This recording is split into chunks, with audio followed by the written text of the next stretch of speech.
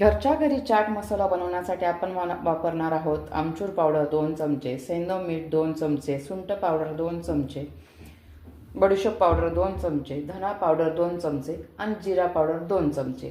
चला तर मग आपण बनवूया.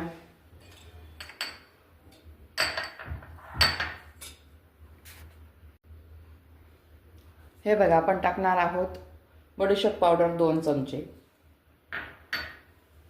सेंधव मीठ 2 चमचे, आमचूर पावडर 2 चमचे,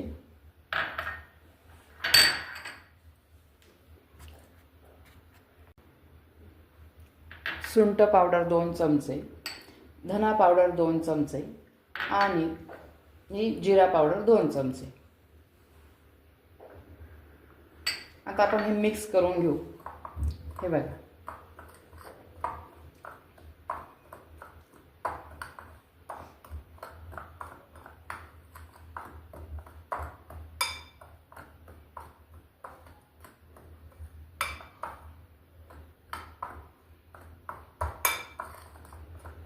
हे बघ, असं हे सगळं मिक्स केलं की आपला घरगुती साहित्यात होणारा चाट मसाला आणि कधीही वापरता येणारा आपला चाट मसाला बनून तयार झाला आहे.